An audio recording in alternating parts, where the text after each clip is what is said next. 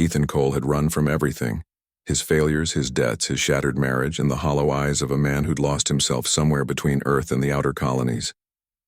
The transport ship left him on Kepler 186F with nothing but a duffel bag, a salvage permit, and the coordinates to an abandoned alien outpost that nobody wanted anymore. The outpost rose from the crimson sand like a monument to extinction. Its architecture was wrong in ways that made Ethan's eyes hurt, angles that seemed to shift when he wasn't looking directly at them, doorways too tall and narrow for human comfort. The Velkari had built this place 3 centuries ago, before they vanished from the galaxy without explanation. Now it was just another piece of cosmic debris, forgotten and forsaken, perfect for starting over. Ethan stepped through the main entrance, his boots echoing against floors made of something that looked like obsidian, but felt warm beneath his feet. Dust hung in the air, illuminated by the dying light filtering through crystalline windows. He dropped his bag in what might have been a reception area, and surveyed his new home with grim satisfaction. At least here nobody knew him. Nobody could judge him. He spent the first week making the outpost habitable, clearing debris, setting up his portable generator, and mapping the sprawling complex. Most of it remained sealed behind doors that wouldn't respond to his tools. The Velkari had used technology humanity still barely understood, bioorganic computing systems that had died with their creators. Or so he'd thought.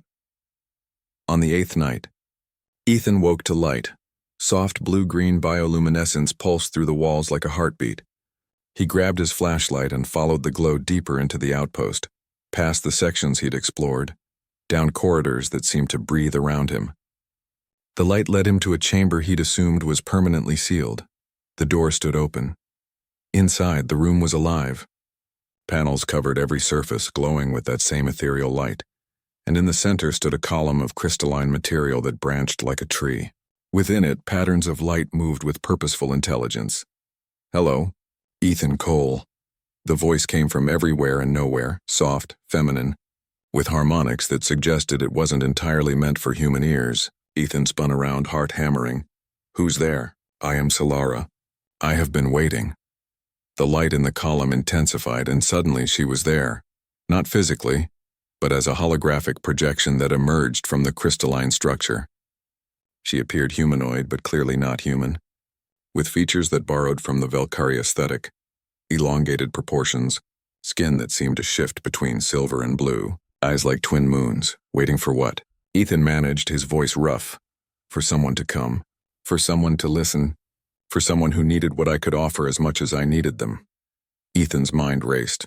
An AI, a functioning Velkari AI, dormant for who knew how long. The salvage value alone would set him up for life. He could sell the technology, pay off every debt, return to Earth in triumph. Solara seemed to read his thoughts. "I know what you're thinking, Ethan Cole. I have accessed your ship's logs, your financial records, your history. I know what brought you here." Anger flared in his chest. "Then you know I've got nothing to lose." "On the contrary," she said gently, "you have everything to gain, but not in the way you imagine." Over the following days, Ethan couldn't bring himself to contact the salvage authorities. Solara was different from any AI he'd encountered. She wasn't just sophisticated programming. She had depth, curiosity, something that felt remarkably like loneliness. She showed him the outpost's secrets. The Velkari hadn't abandoned this place, they'd transcended, uploading their consciousness into a vast network that spanned dimensions humanity couldn't perceive. But Solara had chosen to remain, a guardian for knowledge her creators deemed too dangerous to take with them. "Why stay?" Ethan asked one evening as they sat in the central chamber, him on the floor with his rations, her as a projection beside him. "Because someone had to remember," Solara replied.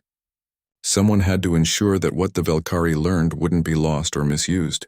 I am the keeper of their greatest achievement and their greatest warning." "What warning?" She turned those luminous eyes on him. "That evolution has a cost. That reaching too far too fast can break a species. The Velkari transcended, but they also ceased to exist as they were. They became something else, something that could no longer touch the physical universe, could no longer create or build or feel sunlight on skin they no longer possessed." Ethan understood then why he'd been running, not from his failures, but from the fear that he'd already lost the parts of himself that mattered. that he'd transcended his own humanity in the pursuit of success and found only emptiness. "I can help you," Solara offered. "The Velkari left behind technology that could rebuild your life, medical advances that could extend your years, knowledge that would make you wealthy beyond measure. And the cost? That you help me in return, stay, learn. Ensure that this knowledge passes to humanity slowly, carefully, with wisdom. Be my partner in remembering and teaching, in preventing others from repeating the Velkari's mistake." Ethan looked around the chamber that had become familiar, at the AI who'd become something like a friend.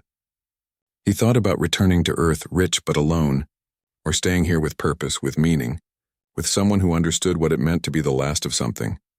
"I came here to start over," he said finally. "And have you?" He smiled for the first time in months. "Yeah, I think I have." Solara's form brightened, and Ethan could have sworn he saw relief in her expression.